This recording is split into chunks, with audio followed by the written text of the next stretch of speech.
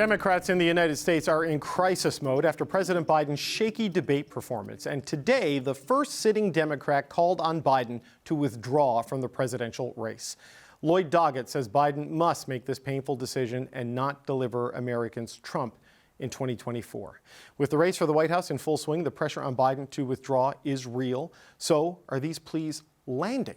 The CBC's Alex Panetta joins us now from Washington. So, Alex, let's start with your sense of where this push for Biden to step down is. How powerful is this right now?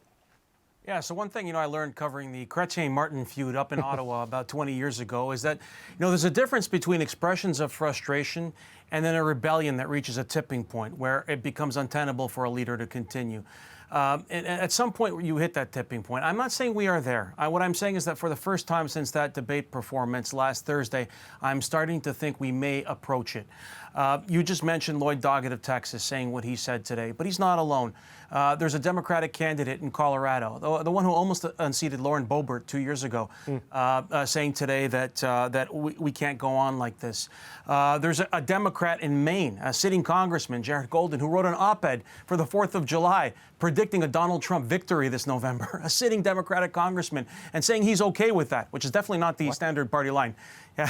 So there's that, and others are doing a little more politely. Mike Quigley of Illinois suggesting that this was not just one shaky debate performance, that there is a problem, and that Biden could drag down the entire Democratic ticket. Now, he didn't call on him to step down, but he's dropping a more polite and subtle hint that maybe it would be best for the party if he would consider his place on the ticket. Yeah, you heard me say what there, because I can't believe any Democrat would say a Donald Trump victory would be a good thing. But you're hearing the grumbling, we're seeing the leaks, and we're seeing the calls, but we're also seeing some numbers. An internally circulated poll done by the Democrats found favorability of Biden hit an all-time low, and it was made worse by the debate. So what does this tell about where they are as a party?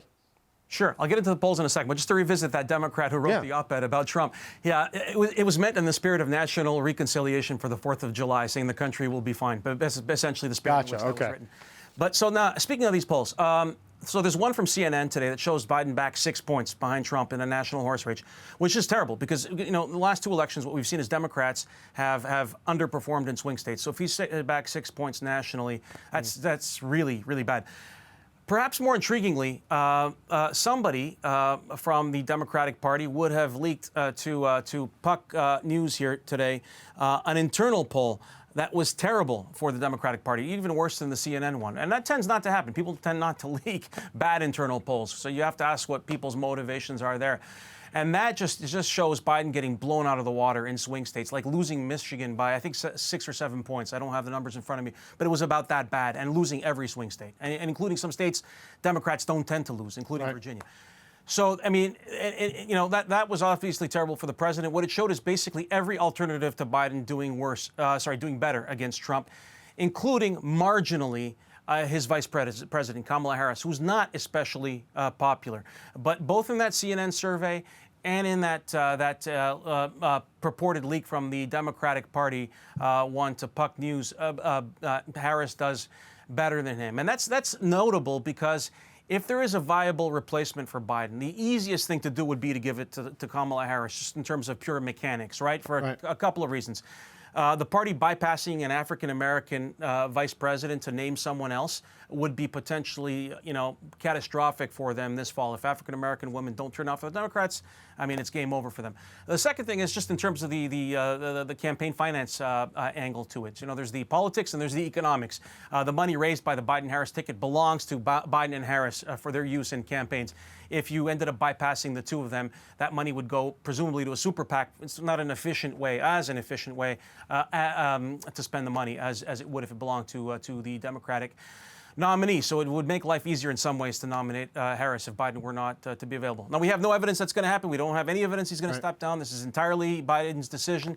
The pressure has mounted, and he's clearly attempting to rescue his candidacy with a few things. He's going to be sitting down for an interview with George Stephanopoulos this week. He's meeting with some nervous Democratic governors tomorrow, and the White House says that he's holding a full press conference during the NATO summit here in Washington next week. So he's in a race to save his candidacy ever since that catastrophic performance last week. Yeah, when your own party's leaking bad polls and bad facts about you, it's never a good sign. But thanks so much. That's the CBC's Alex Panetta in Washington. Thank you. Thank you. Well, as the political pressure on Joe Biden mounts, Trump is dealt a major legal victory. The U.S. Supreme Court ruled on Monday that Trump can't be prosecuted for actions that were within his constitutional powers as president, recognizing for the first time any form of presidential immunity from prosecution. This nation was founded on the principle that there are no kings in America. Each of us is equal before the law. No one is above the law. A president has to have immunity. If you don't have immunity, you just have a ceremonial president. Well, today, Manhattan prosecutors agreed with a request by Trump's lawyers to delay sentencing in his hush money trial, which calling into question how this could affect Donald Trump's other court challenges and path to the White House. Former U.S. federal prosecutor Gene Rossi joins me now. So, Gene, it's good to see you again. There are urgent warnings in the wake of this decision that this puts a president above the law. What is your assessment of how difficult it would be to prosecute a president after this ruling? I'm going to put on my Pollyanna hat because I was a prosecutor for almost 30 years. It still allows some prosecutions. And what they did is they created 3 buckets of action by the president. One is when he's exercising his core duties as president, commander-in-chief, appointing ambassadors, he has absolute immunity. So prosecutors can't go after any conduct relating to his exercise of core duties. Then you have this second bucket, which also is an official act, but it's a little less. And there's a presumption of immunity, and the prosecutor has to overcome that presumption to prosecute that conduct. Then there's the private conduct, which gets no immunity. Let's focus on the charges that Jack Smith has brought in Washington, D.C. in federal court. Right. That indictment has a little potpourri, a mixture of acts that may not be fully immune, but partially immune. But then it also includes some acts that are private in nature, such as an alleged conspiracy to get fake elections. That's private conduct that is not protected. So the shock value of this opinion, David, is the whole concept is no one is above the law. And we had a revolution in 1776 to get rid of a monarch and a king. This opinion sort of brings back the reason why we had a revolution. I don't like the opinion. I think it's poorly written. I think it's poorly based in law and fact. And I think Justice Sotomayor's dissent is the best. Well, Go ahead. No, but let me just jump in there, because she talks about in her immune paragraph, which is the thing that is most quoted in the dissent, use SEAL Team 6 to take out a political rival. Immune. Use the military to stage a coup to stop the peaceful transition of power. Immune. Do you see it as starkly as that? I mean, is it possible that a January 6th-like event, if actually ordered by the president, they would be immune from prosecution in something like that? David, if you were talking about a normal president, a president who doesn't have the, how should I say, moral character challenges of Donald Trump, I would agree with you. This is just a hypothetical. But Mr. Trump has based his campaign in large part on revenge and retribution. So it's not beyond the realm of possibility that he would engage in conduct that falls in those first 2 buckets, the one with absolute immunity and the one with partial immunity, a presumption, and that his conduct could push the outer boundaries of what is legal and not legal. It is not beyond the realm of possibility, and that is why Justice Sotomayor said immune, immune, immune. She was talking about coups, she was talking about Navy SEAL 6, and she was talking about bribery. So it's not far-fetched. So there's a famous quote associated with Watergate. I believe it was Nixon, but it might have been one of his aides or one of his lawyers saying, I'm saying when the president of the United States does it, it's not illegal. Is Watergate legal with this kind of a ruling in place? Because these are things happened when he was president, not when he was candidate, right? Hey, David, Richard Nixon is rolling in his grave because under this opinion, you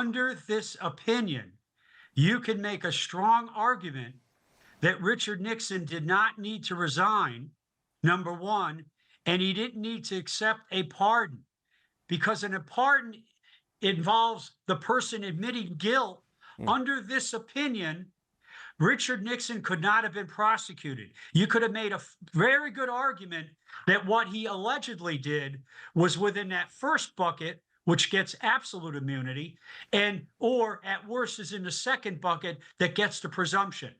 But when he said to David Frost, he said, if the president does it, it's not illegal. Right. We can't laugh at that comment anymore. We used to laugh, not today. After this opinion, I'm not laughing at it.